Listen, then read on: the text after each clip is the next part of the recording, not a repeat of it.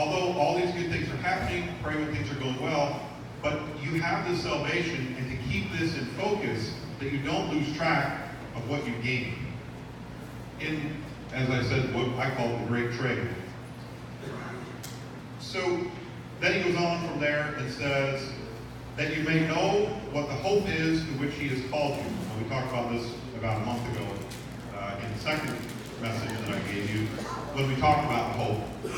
Obviously, everybody wants to know what the plan is, and we talked that God has a plan for everyone, and unfortunately, we aren't always told what it is in the time frame that we would like to know what it is. But there is a plan for everyone. But it would be nice to know what it is, of course. So the sooner we know the hope for which we've been called is great. And then he goes on to say, what are the riches of his glorious inheritance in the saints? Now this is the saints. This is not a canonized saint that he's talking about. He's talking about followers of Christ. He's talking about you and I, the true believer. And he's talking about the glorious inheritance in the kingdom of heaven that you've been given. This is what he's hoping that people will not lose track of and not lose sight of when he's praying for other people. And he goes on to what is the immeasurable greatness of his power towards us who believe. Now, to me, this is significant, and we rely on this heavily in our daily lives when we're praying and thinking and so on. This is the old God can solve anything, which I believe entirely. Absolutely, he can.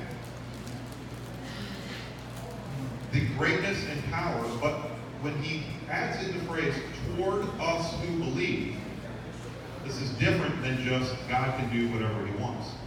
There's obviously something special that is bestowed upon those who believe in his power or his healing powers compared to those who don't.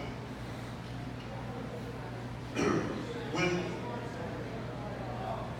just summing up this Ephesians on prayer, this letter from Paul, he's saying that we have the ability to pray to God for all these things, but let's not lose sight of certain things. Let's not lose sight of praying for things when they're going well. Let's not lose sight of the amazing gift that we've been given, which we sometimes have a tendency to look past when we're focused on our problems first. And let's hopefully we can get the message of what we've been called to do to better serve God. Now, when we talk about forging relationships based on sincerity and communication, these are things that relate to when we're talking to God as well. So, if we have the ability and the desire to move down the path that we're led, if we're given the wisdom that we can pray for, to get some of these answers, or at least the direction for the answers, we need to follow the path.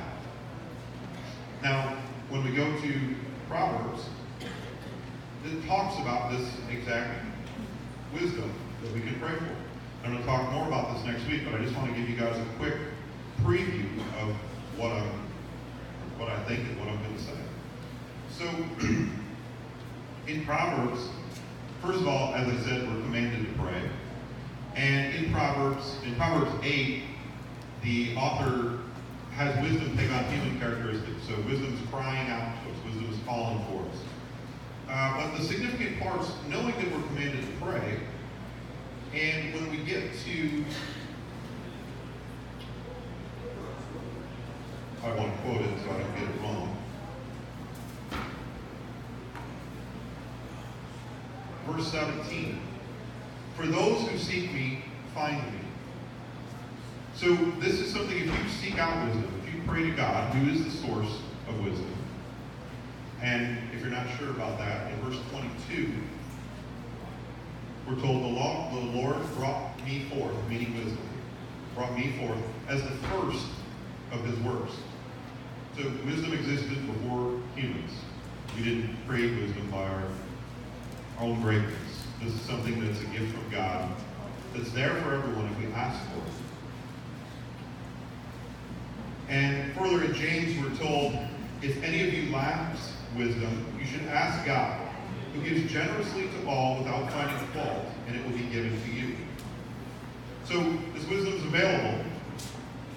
We can pray for it. We can get it. Then the difficulty becomes in following the path. And there's more to it in Proverbs that I'll go over next week on following the path of wisdom cautions, and so on to that, and the duty that is kind of bestowed upon us once we get it. So, just to summarize real quick, so the prayer is something we're commanded to do. It's one of the great trades, or one of the elements of the great trade that God has asked us to do. And it's talking to our Father, the one who created the salvation for us by sending His Son. And it has elements that are available to all of us that we can use in our daily lives to make our walk closer and smoother with Christ for His glory and not for our own. And that's my hope every day that I wake up, and that's my hope for all of you when you stop and think about it, what direction you're going to go and how you're going to go. So, do we have someone who's going to bless the man?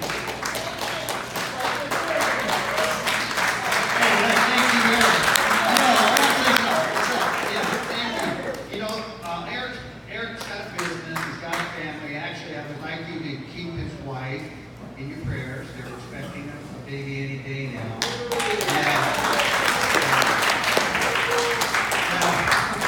Hopefully she looks like her mom. But anyway, a lot goes into what Erich, this message. A lot of work, a lot of thinking, a lot of reading, everything. And when you couple that with a busy life, work life, I just want to say thank you. Thank you for that.